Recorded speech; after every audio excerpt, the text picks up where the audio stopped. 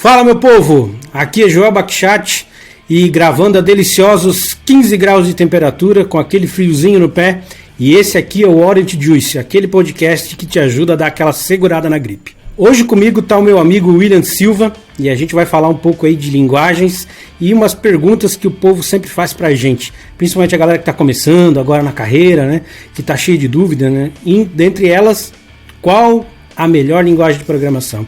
Eu costumo falar que para mim a melhor linguagem é aquela que paga meus boletos. Mas para ti, William, qual que é a melhor linguagem? Não existe essa de melhor linguagem, né? Pagar meus boletos já é um bom caminho, mas depende do problema que eu quero resolver. Não existe bala de prata, não existe uma linguagem que resolve todos os problemas. E é por isso que tem um monte aí. Legal. E cara, já aproveitando aqui para não deixar essa peteca cair, te apresenta e já conta para nós um pouco dessa história, né? Porque esse William aqui, que está falando com vocês hoje, é o cara que, se você ouviu no podcast na semana passada, conhecido como Gata Loura. Então, provavelmente, se você não ouviu o nome William Silva por aí, provavelmente esse apelido, esse nome, né, essa percepção, essa existência Gata Loura, você já ouviu em algum canto da área de TI. Fala um pouquinho dessa história para nós aí, cara. Obrigado, é um prazer participar aqui com você, Joel. É um prazer falar para todo esse nosso público. Hoje eu sou arquiteto de soluções no Grupo F-Câmara. Eu tenho aí mais de 10 anos com desenvolvimento de sistemas. E fala um pouco aí, cara, dessa história desse Gata Loura aí. O Gata Loura surgiu através de uma brincadeira, né? Quando eu trabalhava no Banco Pan, no time digital do Banco Pan, tinha um MC chamado Silvio Show, que ele fez uma homenagem para a namorada dele, a Gata Loira. E aí, brincadeira vai, brincadeira vem, o apelido pegou, e até hoje aí já tem pelo menos uns 5 anos e não solta mais. Legal. E cara, como a gente tá falando aí de pessoal de carreira, né, de linguagem de programação, vamos começar pela tua carreira, cara. Me conta um pouco aí como é que foi o início do William. O William sempre foi querer ser de TI, sempre quis ser arquiteto. Me fala um pouco desse garoto que anos atrás aí ingressava nessa área. Até hoje um garoto, né? Não julga. Eu comecei em 2009. Eu entrei na área de TI por influência do meu pai, né? Meu pai também é desenvolvedor.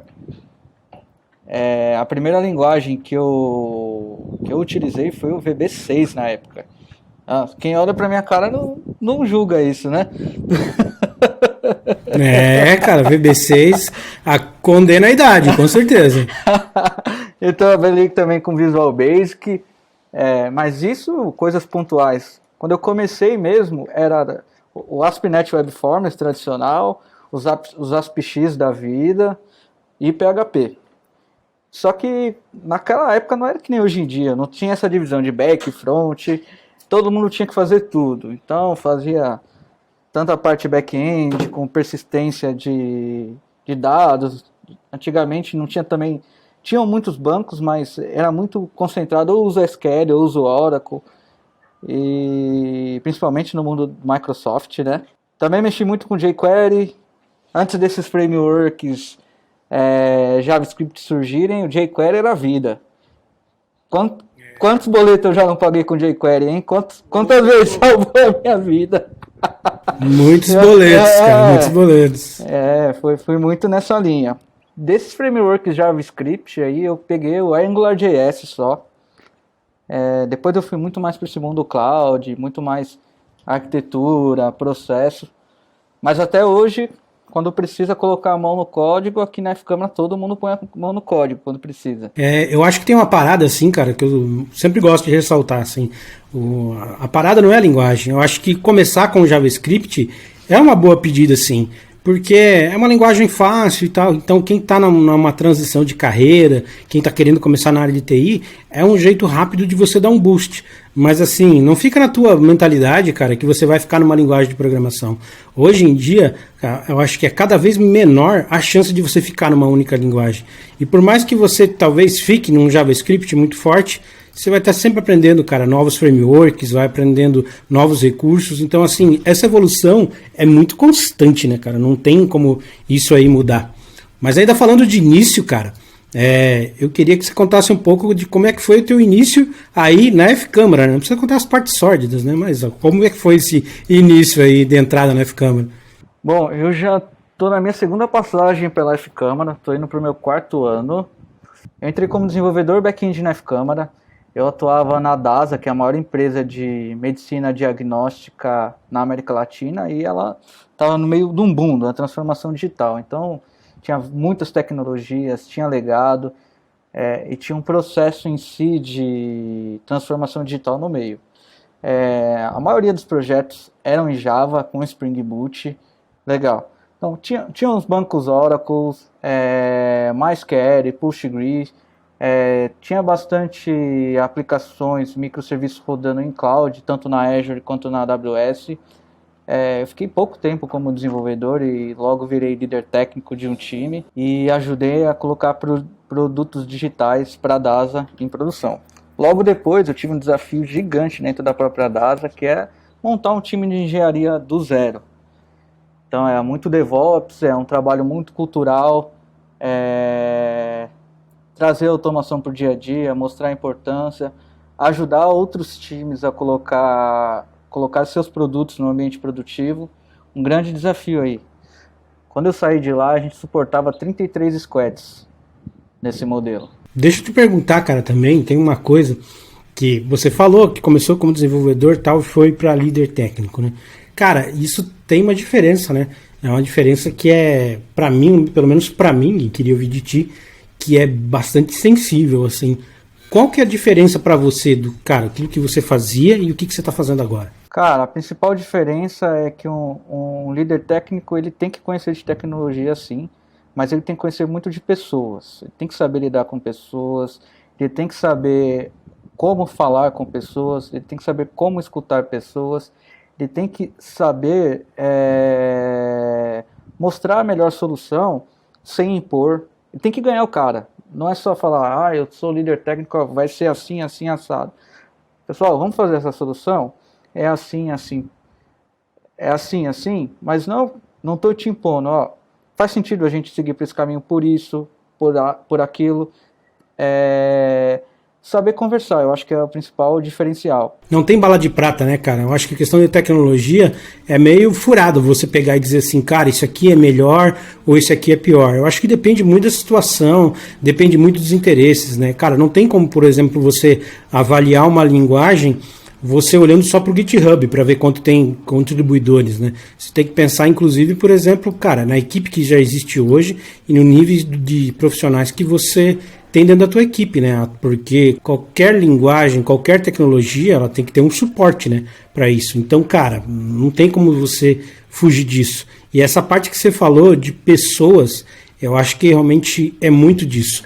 Até a gente, pelo próprio programa de formação, vem muito com essa pegada de selecionar bem essas pessoas. Porque conhecimento técnico você busca, você injeta na pessoa.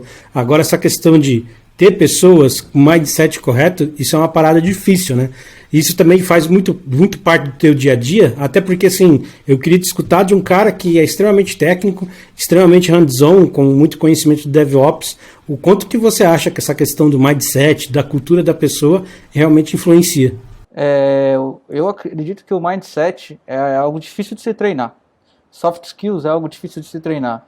Então é essencial. Hoje eu estou à frente de um time com 20 pessoas. Pelo menos 20 pessoas, quando eu fui o primeiro a entrar. Então a maioria das pessoas eu entrevistei. E acho que um desafio que o Joel trouxe para mim e que eu acredito que ele faça no dia a dia eu vou montar um time de desenvolvimento, eu vou contratar pessoas e como que eu posso ver características minhas nessas pessoas. E aí eu acho que é essencial, esse é o grande desafio. Então soft skills e mindset é essencial nisso, porque o técnico a gente ensina, o técnico a pessoa tem que se dedicar e ela corre atrás. Agora, essa parte pessoal é bem difícil. Eu acho que a questão da tecnologia, você tem que ter, você que está começando na carreira, cara, você vai estudar pro resto da tua vida, sabe? Você vai ser igual aquela paradigma que a gente falava do mecânico lá atrás, O mecânico que hoje em dia só mexe com carburador, esse cara tá falido, né? Não tem como, né? E na tecnologia vai ter muito disso, cara. Você vai viver estudando. Porque às vezes até a própria linguagem em si muda. Se você mexia com Java lá em 2006, cara, e depois de lá pra cá você nunca vai mexer, esquece, cara. Se você vai mexer hoje com os paradigmas que a gente tem hoje em dia, com as últimas versões do Java, é uma coisa completamente diferente, né? Até, aliás, cara, de ti, William, ouvindo, pra ti, hoje, o que você tá mexendo de tecnologia? Sabe? E qual é a diferença que você percebe nessas tecnologias hoje? Eu acho que assim, se você mexeu em Java em 2006 e está mexendo hoje, você está muito mais feliz. Verdade, verdade, verdade. Olha, o cliente que eu tô, ele tem uma stack toda na AWS. E ele começou ali o processinho de transformação digital em 2019. E a primeira experiência dele foi serverless com Lambdas e Node.js com front Angular. Aprendeu um pouquinho com essa experiência, né?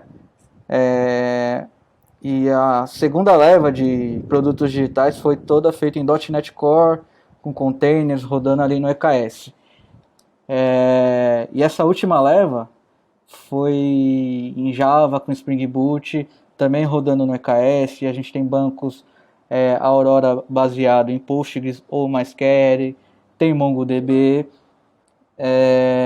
Na prática, quando precisou, eu coloquei a mão em praticamente todas as linguagens para desenvolver. E principalmente, quando a gente fala de várias linguagens, o ponto mais importante quando um desenvolvedor pensa, eu vou aprender uma linguagem, duas linguagens, três linguagens, não é o aprender as linguagens, né? Como que eu trago os melhores conceitos, as melhores práticas que eu conheço na minha linguagem principal e aplico nas demais linguagens. Legal. Eu acho que essa questão das linguagens e dos paradigmas da programação, cara, fazem toda a diferença também, né? Então, o cara fica muito bitolado, muito no começo de aprender a linguagem. Eu acho que isso no começo é bem bacana, mas a questão de você evoluir para aprender paradigmas e para outras coisas da programação também são muito importantes. Que nem, por exemplo, eu queria que você falasse para nós um pouco dessa questão da qualidade de código, né? Do que você mede, do que você tem de conceito de qualidade de código, como é que você usa o DevOps para puxar essa qualidade da galera para cima. Legal. Acho que qualidade é um requisito básico, né? Quando a gente vai falar de linguagem de software. E hoje, nossos projetos têm um mínimo de 70% de cobertura de teste unitário. Claro que a gente tem um bom senso. Eu estou mexendo num projeto antigo. Beleza, como que a gente faz para elevar esse nível de qualidade aos poucos? Mas quando é um projeto novo, a gente já bota essa régua. Alguns projetos têm testes automatizados, teste regressivo, teste de performance. A gente tem isso tudo dentro do Azure DevOps, lá nos pipelines. Nós temos o Sonar, que ajuda muito no dia a dia. Principalmente porque o Sonar ele faz uma análise estática do seu código. Ele vai te falar, cara, você está escrevendo um código ruim, você está duplicando o seu código, você pode reaproveitar a sua função, a maneira que você faz as declarações talvez não seja melhor. Tem um monte de insight que o Sonar te dá que facilitam muito a escrita assim, do seu código. Ele vai fazer você olhar, eu posso fazer melhor. Cara, aproveitando para conectar aqui também, você acha que você programar dentro de uma equipe, dentro de uma squad, programar dentro de uma equipe, de uma squad, te ajuda a evoluir como desenvolvedor? Com certeza. Eu acho que quando você está fazendo sozinho, é muito mais difícil do que quando você está atuando em time, né? Porque, para começar, você vai ter uma pessoa ali para te ajudar. Quando você vai ter uma pessoa para revisar o código que você faz. É uma prática que a gente faz em praticamente toda a nova funcionalidade. Eu terminei de fazer o meu código, eu abro um pull request para o meu time avaliar. E o meu time vai dizer, cara, seu código... O código que você fez funciona, mas se você fizer esse ajuste, pode ser melhor. Se você reaproveitar algo que você fez em outro código, pode ser melhor. E aí o seu código já nasce revisado, né? Ele já vai nascer melhor. Então, trabalhar em equipe é muito melhor que trabalhar sozinho. Você vai evoluir muito mais. principalmente quando você está trabalhando com caras bons do seu lado. Aí o seu nível de crescimento é muito maior. E, cara, isso é normal do dia a dia. Eu cresci muito trabalhando com gente boa. E eu acho que tem muito dessa questão da cultura, começa a conectar aqui, né? Porque, assim, quando a gente fala pessoas boas, não é só uma questão de pessoas que, têm o conhecimento técnico. Com certeza o conhecimento técnico, cara, vai ajudar essa pessoa a ser classificada como boa. Mas, além disso, pessoas que têm essa pegada, né? Essa cultura de compartilhar conhecimento e de ajudar a equipe como um todo crescer.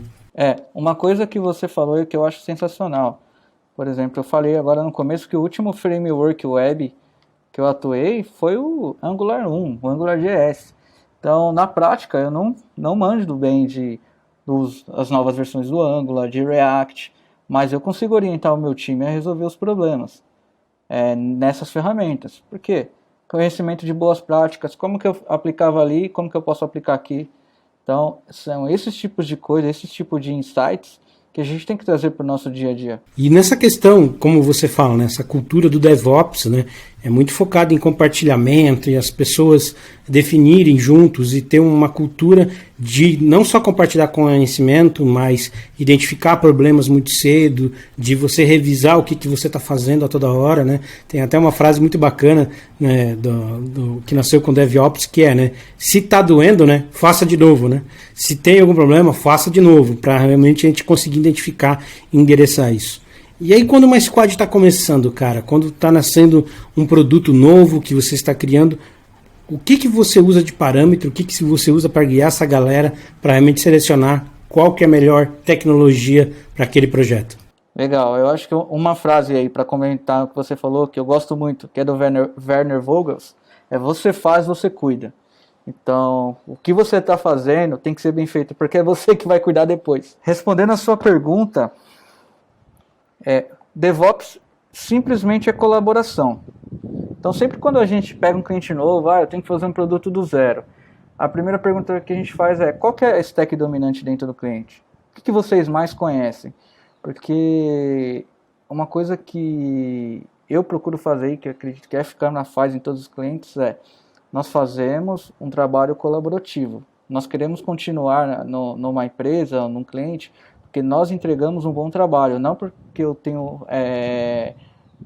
porque eu retenho um conhecimento sobre determinada tecnologia, ou determinado projeto, determinada regra de negócio. Então, sempre a escolha da tecnologia o que vocês mais conhecem, porque a gente vai trabalhar em cima do que vocês conhecem. Eu tenho uma questão dividida, tenho uma ou duas linguagens aqui que resolvem meu problema. Beleza. O que o mercado diz? É fácil contratar nessas duas linguagens? É fácil, beleza. Qual delas resolve melhor o meu problema de negócio? Eu acho que esse é um bom caminho para a gente ter uma decisão baseada em critérios, né? Não eu acho legal Java, eu vou usar Java. Legal. E, cara, para quem está começando a carreira, para quem está querendo se tornar um futuro sangue laranja, o que você deixa aí de dica para essa galera? Para vir com a mentalidade certa já. Venha com a mente aberta, querendo aprender. A linguagem, como a gente já falou aqui, é o de menos. O importante é ter vontade, saber escutar. Eu acho que isso aí é meio caminho andado. E, cara, para que a gente já ir meio caminhando para um fim, para ti, cara, qual que foi o trabalho mais desafiador e prazeroso que você teve? Teve um cliente nosso que é um cliente muito famoso na área de mobilidade urbana. Ele faz todo o processo de bilhetagem de várias grandes cidades da América Latina. E a gente estava com o desafio de refazer toda essa plataforma deles. Quando eu entrei, já tinha mais ou menos 8 meses de desenvolvimento. E a data-alvo de entrega desse projeto estava próxima, era questão de 3 meses. Tinham mais ou menos uns 40 microserviços, todos feitos em Java com Spring Boot. Tinham 4 projetos front-end e 2 aplicativos mobile. E não tinha automação de nada. Não tinha nenhum processo bem definido de nada. O time de desenvolvimento conhecia bastante de código, mas eles precisavam de uma boa orientação com cloud, com processo. E a primeira coisa que eu fiz foi ajudar a montar uma documentação. Falei assim, vamos entender o tamanho desse pepino. Depois que eu entendi o tamanho desse pepino, eu ajudei a criar todo o processo de DevOps, de automação, de todos esses projetos. Então eu fazia a publicação das aplicações, tudo via automação, a publicação das dependências, banco de dados, filas, tudo que precisava publicar era automatizado. E aí isso foi bem gratificante para mim, porque os primeiros eu fiz tudo manual, mas depois de 3 meses era um script que fazia tudo. Eu nem colocava a mão em nada. Maravilha. Automação, né, cara? Automação também hoje em dia, por que a gente tem, principalmente para quem trabalha com cloud, é essencial. Né? Exato. Cara, nessa parada ainda de automação, né, falando dessa parada ainda do DevOps que tem, por que tu acha que a automação é tão interessante hoje em dia? O que eu ganho com a automação? Por que isso virou uma pegada que tá no DevOps, que a galera fala tanto? Por que isso ganhou tanto potencial? É assim, Joel, o principal desafio para qualquer empresa quando começa a falar de automação é responder essa sua pergunta, porque automação a gente não faz porque é legal, que eu não preciso depender de outra pessoa para entregar as minhas coisas. Automação a gente faz porque a gente quer colocar o software cada vez mais rápido em produção. E isso me traz competitividade. Então, quando meus principais concorrentes estão demorando 2 semanas para colocar um software em produção, eu posso colocar toda semana. A automação me traz de benefícios porque diminui a falha humana. É um script, o script está testado, ele tem executado inúmeras vezes. A automação ela é importante porque toda vez que o meu sistema der problema em produção, ele vai se recuperar mais rápido. A automação é importante porque o meu sistema ele vai ficar mais tempo em produção. E isso vai gerar uma melhor visibilidade para o usuário final. Putz, é muito chato quando eu estou usando um sistema e ele dá erro. Ele dá aquelas mensagens estranhas de erro, sabe?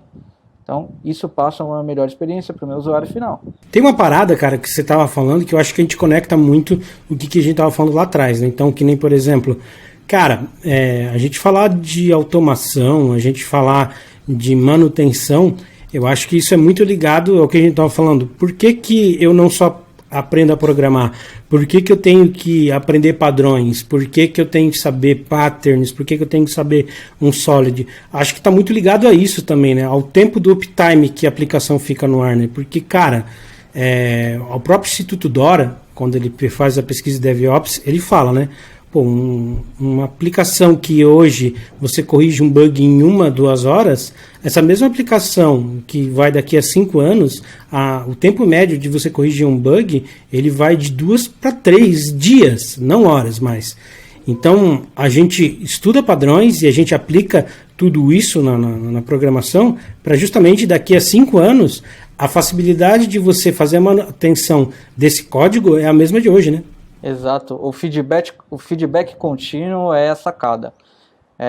Diferente de antigamente, onde o time de desenvolvimento ia lá e fazia o código, 3 meses depois o time de negócio homologava e depois ia para a produção. Com a automação eu tenho feedback na hora. Eu terminei de construir a minha feature, eu já sei se ela está com problema ou não. Além dos testes unitários, testes regressivos e testes de performance, tem uma série de ferramentas que ajudam o desenvolvedor a mitigar esses problemas, né? Sim. Essa parada também do DevOps, cara, eu acho que ganhou muita força até pela questão de como a gente desenvolve e para quem a gente desenvolve, né? Então, antigamente, você afetava uma área do negócio muitas vezes, cara.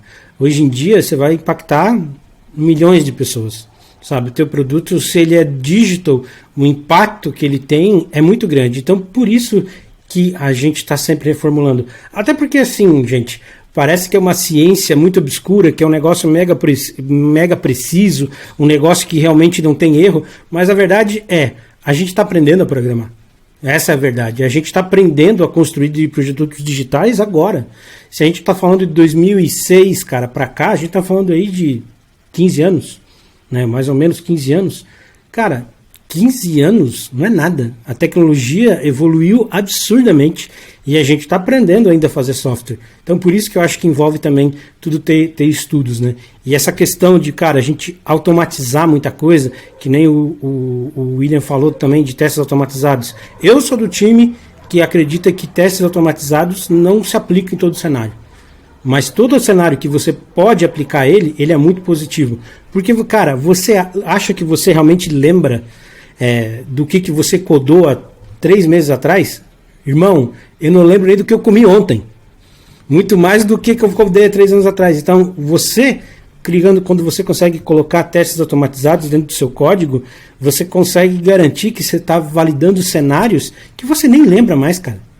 Que você nem lembra mais. Acho que um ponto importante aí é quando a gente faz teste manual, a gente não pode esquecer que é uma pessoa que está fazendo esse teste manual. E essa pessoa é uma pessoa como qualquer uma outra, ela tem problemas, tem dias bons, dias ruins, ela é suscetível à pressão, e isso é uma série de pontos de falha que devem e podem gerar erros no ambiente produtivo. Quem falar que nunca aconteceu, está mentindo. Quando a gente fala de padrões, tem um aí que é o mais comum. Praticamente toda squad que eu trabalho, seja da F-Câmara, seja qualquer squad de mercado, o principal erro que ocorre é erro de design de API. Eu tenho lá todo mundo sabe os principais partners no design de API, os verbos, a forma de escrever o path, mas praticamente toda a squad tem esse tipo de problema. Aí é um problema que a gente vai pegando nas primeiras sprints e com o tempo tende a diminuir. Mas o quanto eu fazer um design certo me economiza de tempo de desenvolvimento. Por exemplo, eu já peguei squad que eu tenho que fazer uma pesquisa por X parâmetros. Tinha uma rota para cada parâmetro. Quando eu poderia ter feito uma squad paginada que recebia todos os parâmetros e devolvia conforme a necessidade do usuário. Então são pequenas coisas que a padronização nos trazem que dão uma melhor performance para o time, que resolvem os problemas de uma forma mais elegante. Tem uma parada que fala, né? Uma mãe faz um filho, né, em 9 meses, né? Um dev também pode fazer um sistema em 9 meses, mas não é porque você vai botar 2 devs que isso vai cair pela metade, né? Porque tem o tempo de ramp up, né? Tem o tempo de rampar, de o cara entender o negócio. Então eu acho que os padrões também trazem muito isso, né? Essa pegada de o cara chegar e entender o código muito mais rápido, né? É igual que nem, por exemplo, assim, tem coisas que é besta. Então, assim, que nem um sênior e tal. Cara, operador ternário, básico do básico. Né? Você vai lá, bota interrogação, né? Condicional, interrogação, resposta afirmativa, resposta negativa. Pra gente, bate o olho, você sabe o que está acontecendo. Mas, cara, imagina um trainee. Bateu um olho naquele operador ternário, olhou, o cara não vai saber, cara. O cara não vai saber. Então, assim, tem coisas que a gente tem que saber por que a gente está fazendo. E criam vários obstáculos, né? É igual que nem, por exemplo, assim, cara, eu curto muito Spring, acho da hora o que o Spring criou e tal. Mas que nem, por exemplo, injeção de controle. Quer ver tu bugar a cabeça de um trainee, de um cara que está começando, é injeção de dependência e inversão de controle, cara. Tipo assim, ele pegar tudo aquilo que ele aprendeu em orientação a objetos e praticamente jogar 50% no lixo, né? 50% no lixo.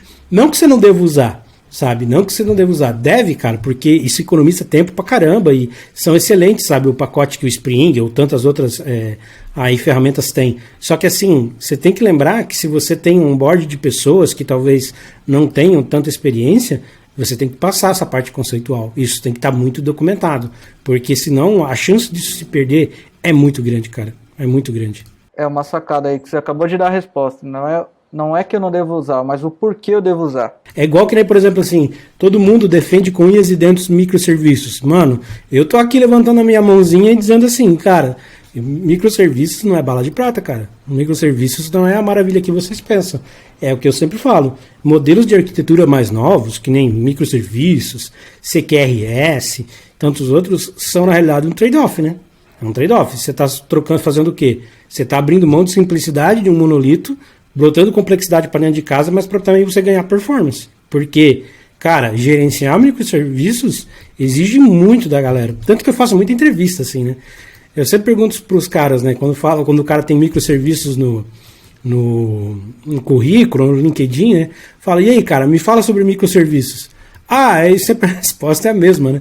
E eu assim, é quando você divide serviços bem pequenos. Cara, microserviços vai tão além disso, né? Então, assim, essas partes de conceituação, cara, não fique preocupado, só você que está começando, a entender a sopa de letrinha, cara. Entenda realmente tudo que tem por trás, cara, os desafios de cada uma, porque não tem bala de prata, cara. Tudo é um trade-off dentro da tecnologia. Não tem resposta única que vai ser always true, né?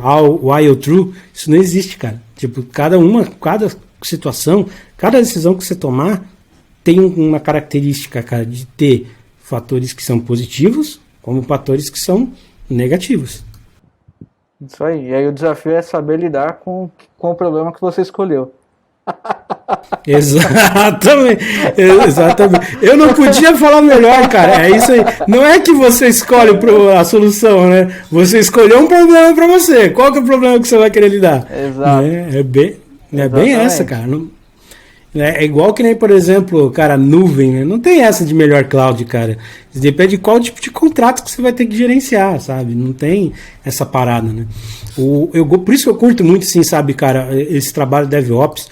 Já li vários artigos sobre isso e eu acho muito bacana, não pela parte da fala de tecnologia, mas justamente pela parte de mindset, cara. E eu acho que a galera esquece muito, assim, disso, que, cara, o importante do DevOps, claro, traz boas práticas, traz mais conceitos, fala do que são equipes de alta performance, mas ele fala muito de jeito de pensar, né, cara? Jeito de como você resolve o problema, né?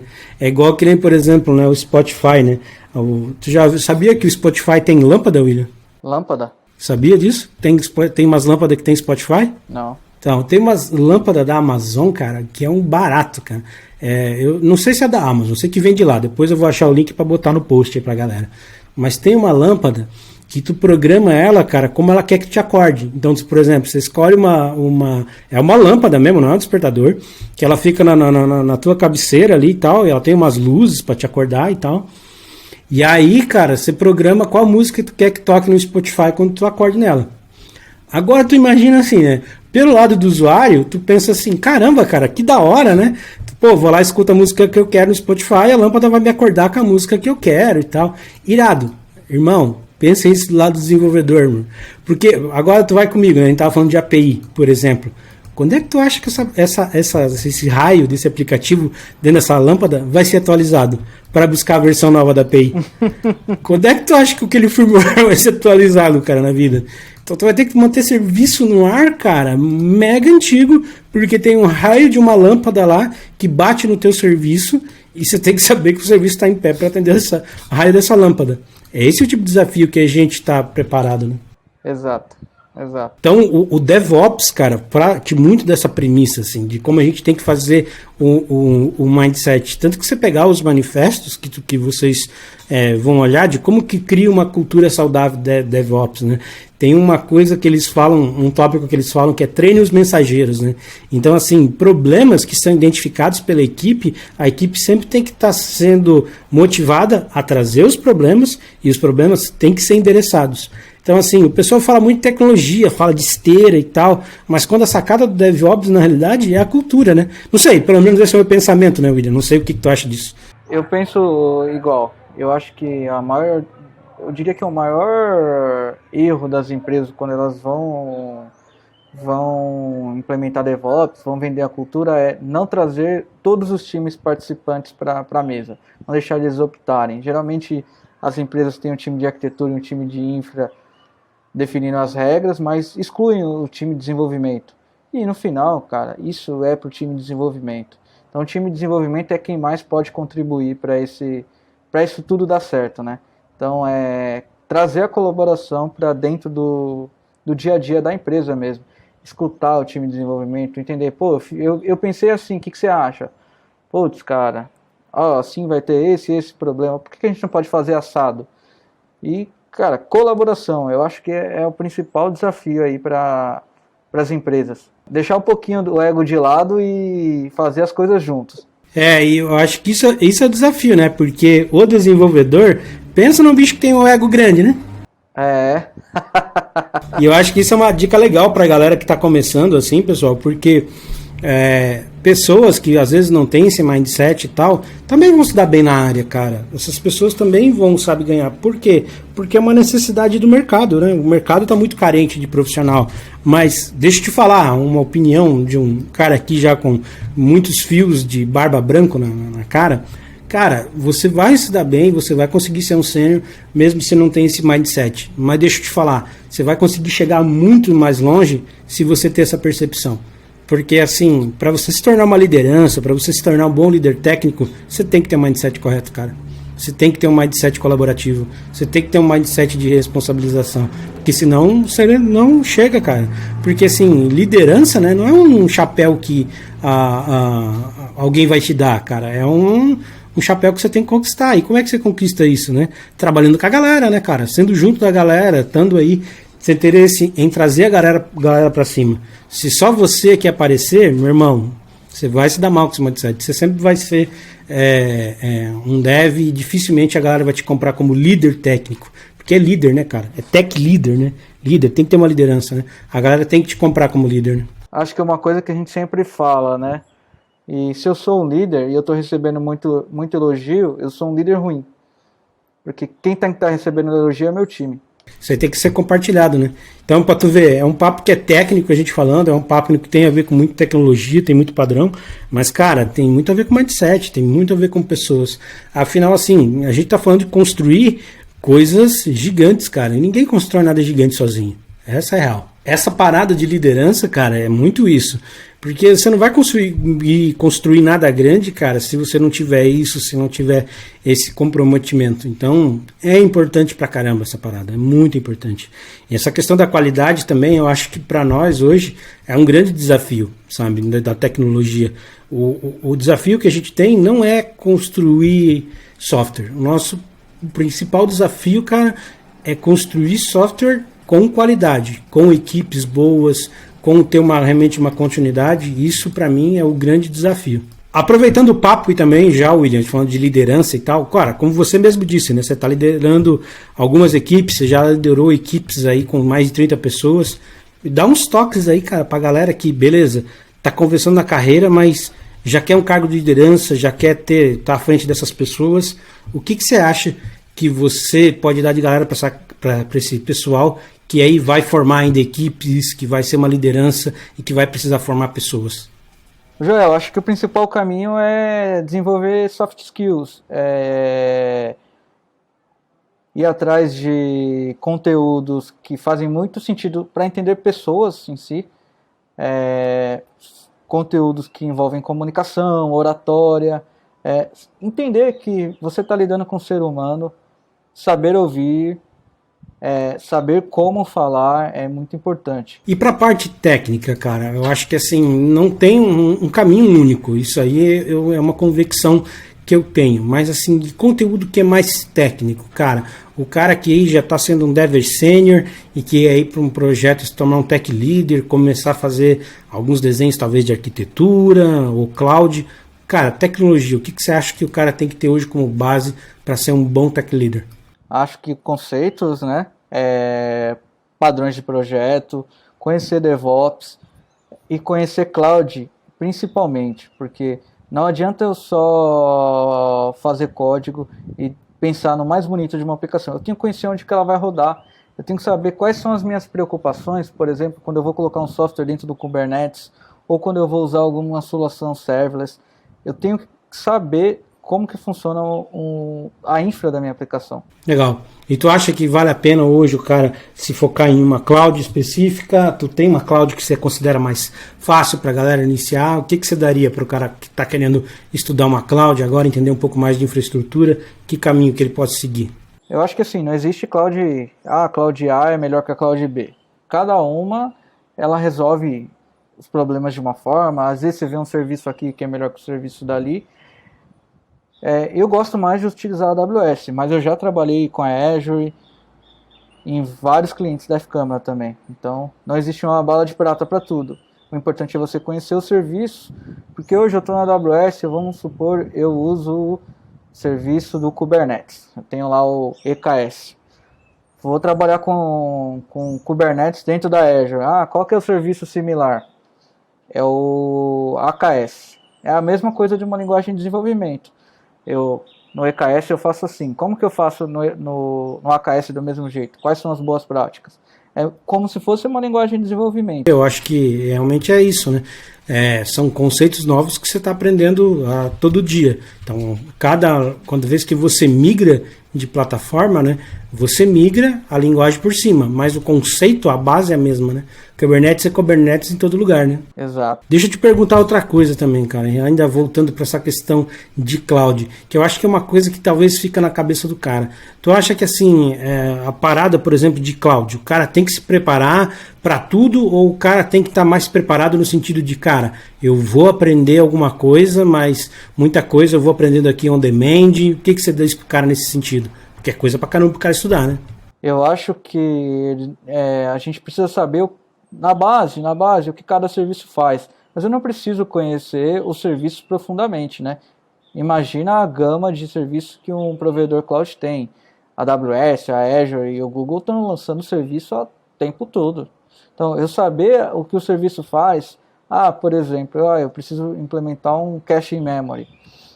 Eu sei que a AWS tem o Elastic Cache. Eu sei que a Azure tem o Azure ADs. Então, beleza. Já sei para onde eu vou ir. Agora eu vou entender como esse serviço funciona. Porque se a gente parar para aprender profundamente o que cada serviço faz, aí, meu filho, senta que você nunca vai conseguir fazer isso. Eu acho que assim, se você puder complementar a tua resposta, né, e até para ouvir tua opinião, eu acho que uma das coisas que o cara precisa sempre estar muito atento quando ele vai tomar esse tipo de decisão é como funciona a bilagem daquele serviço, né? Acho que esse é o principal ponto, né? Entender como é cobrado. Sempre que a gente falou aí de eu estou querendo virar um líder técnico, eu estou querendo virar um arquiteto, eu tenho que começar a desenhar a arquitetura.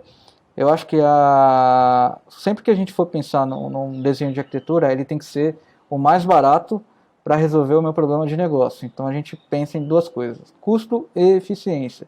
Então a gente tem sim que entender como é feita a cobrança do serviço que a gente está utilizando no provedor cloud, e essa parte de custos ela é sempre compartilhada, né?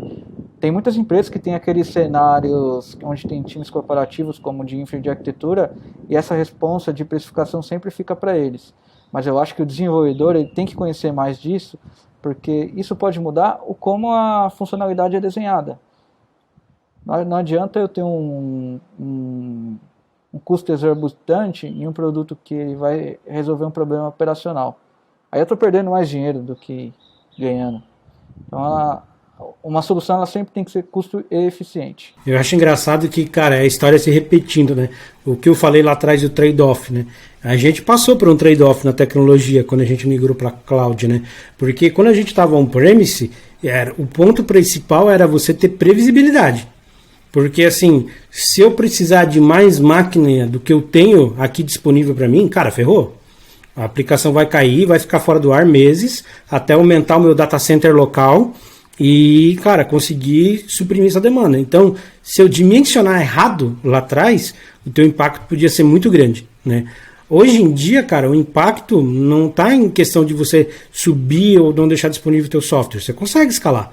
Só vai aumentar o tamanho da tua fatura. Então, beleza, você não precisa se preocupar com previsibilidade, mas beleza, eu preciso me preocupar com custo, eu preciso me preocupar o tamanho, né, que vai vir desse serviço para mim não cobrar, eu preciso ver o que realmente preciso estar no ar para essa fatura não crescer muito grande. Então, mudou a preocupação, né? É um trade-off também, né? Então, assim, cara, esse ciclo se repete, né?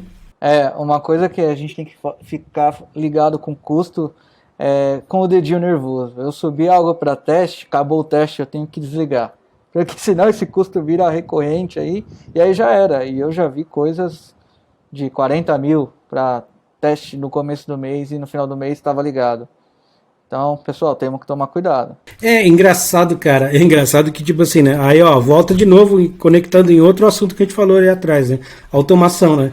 Cara, por que a automação é importante? Para isso, para você não precisar todo final do dia lembrar de clicar no dedinho no desligar, né? Vai lá e clac, no desligar. Não precisa, cara, automatiza. Porque algum dia, alguma sexta-feira, alguém vai sair correndo pro bar e vai esquecer de clicar no botãozinho de desligar, né? Exato.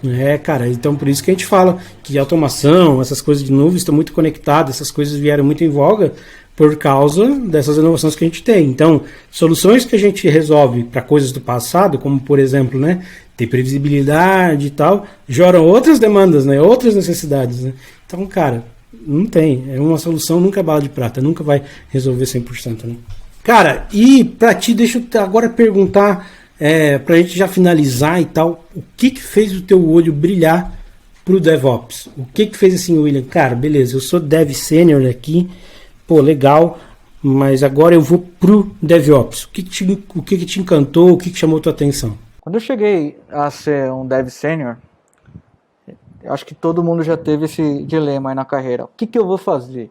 Eu já conheço bem essa linguagem.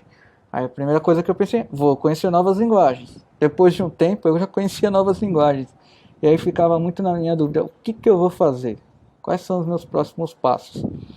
E quando eu comecei a ter mais contato com essa parte de DevOps, me brilhou o olho porque eu conseguia trazer padronização, conseguia gerar indicadores disso e eu conseguia ajudar muita gente. Eu conseguia ver resultados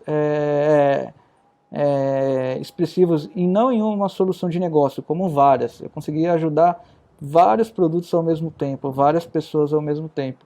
E isso me brilha os olhos. Eu consigo ver eficiência, eu consigo ver custo, eu consigo ver muita coisa que eu não conseguia ver quando eu era apenas um desenvolvedor. Eu ficava muito focado num programa de negócio. E hoje eu fico muito focado no problema como um todo. Tu acha que o DevOps, por exemplo, ele ajuda a escalar o teu trabalho? Porque assim, cara, independente de quanto você for bom tecnicamente, teu dia, assim como o meu, assim como de todo mundo, tem 24 horas, certo?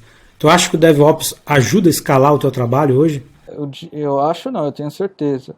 Eu dedico um esforço para construir um script hoje, amanhã eu vou fazer outra coisa. Eu consigo otimizar o meu tempo, é aquilo, né? Tenho 8 horas úteis para trabalhar por dia. Um DevOps, ele pensa, eu fiz manualmente 1, 2 vezes. Mais que isso, um DevOps, um cara que tem um mindset de automação, ele não vai querer fazer isso sempre manualmente. Eu sei que eu posso fazer um script, eu sei que eu posso resolver o meu problema para sempre. Se o script continuar rodando sem ter nenhum problema, ele vai continuar para sempre. E o cara está fazendo outra coisa. Legal, também tem essa percepção, cara. Eu acho que essa parte do Tech Leader também, junto com o DevOps, tem muito esse mindset, cara. Como é que eu posso pegar aumentar a produtividade do meu time sem ter que aumentar o número de pessoas, né? Eu acho que o DevOps vem muito trazer isso pra gente. Como é que eu faço o meu time render mais sem aumentar o número de pessoas, sem aumentar o esforço, né? Muito pelo contrário, né? Como é que eu faço o meu time ter mais produtividade reduzindo o esforço, né? Então, ou seja, sendo mais inteligente, né? Fazer mais com menos. Então, galera, se vocês quiserem saber mais sobre DevOps, sobre carreira, deixa a gente saber. Manda aquele comentário, manda uma mensagem aqui inbox pra gente. Esse feedback é muito importante para saber onde a gente vai direcionar o nosso conteúdo. A gente quer falar com todo mundo. A gente quer falar com quem está começando, para quem também já está dentro da carreira e quer saber como evoluir. Então, me diz quem é você, o que você está pensando, qual que são as suas ideias, o que você quer saber, para a gente trazer mais conteúdo. E aproveitar aqui, o William também tem redes sociais, aí tem bastante posts, material escrito. William, dá aquele recadinho aí pro pessoal aí do final, já fala das tuas redes sociais, onde o pessoal pode te encontrar para dar aquela perguntada e saber mais sobre aí a carreira DevOps e afins. Joel, mais uma vez foi um prazer estar aqui com você, muito obrigado pelo convite. Se tiver mais convites, eu estou aqui de volta. Meus contatos estão aqui na descrição, meu LinkedIn, meu Medium. Se você quer vir trabalhar com DevOps, quer vir trabalhar aqui com a gente, quer ter essa cultura do nosso dia a dia, podem me procurar. Tem muitas vagas aqui no Grupo F-Câmara. fiquem à vontade de me acionar diretamente. Show! Esse foi o famoso Gata Loura. Nunca deixarei morrer esse apelido. Nunca deixarei. Uma das minhas missões de vida na Terra é que esse apelido perdure por muitos e muitos e muitos tempos. Então, pessoal, para você que curtiu esse podcast, curtiu esse bate-papo, eu quero saber muito quem você é, quais que são as suas ideias. A gente quer trazer muito assunto que é aí da atualidade, mas também, cara, para sua carreira, né? O que você está começando, quais são suas dúvidas, quais são os seus anseios, quais que são os seus medos, o que você está pensando, o que você não está pensando, o que você quer que a gente traga por aqui, né? Talvez a gente já possa responder para você no próximo episódio. Então, para isso, é preciso que você deixe aqui nos comentários, aqui no YouTube, dizendo o que você precisa saber, o que realmente vai te trazer conteúdo para a tua carreira, para a tua profissão, beleza? Aproveita, se inscreve no canal, clica no like, tá? E nos vemos na próxima. Valeu! E meu povo, se você curtiu esse podcast, não esquece de seguir lá a nossa playlist no Spotify, curtir no Spotify, no Apple Podcast, aonde você estiver ouvindo essa voz não de veludo no seu ouvido, curte lá e segue nas nossas redes sociais para a gente sempre estar podendo trazer o melhor conteúdo aí para vocês. E aí, meu povo, o que você achou desse insight? Curtiu essa ideia? Não esquece de curtir, salvar esse post, compartilha com quem precisa do meu conteúdo, beleza? Acessa as minhas outras redes sociais que vão aparecer aqui, beleza? Obrigado, galera. Valeu!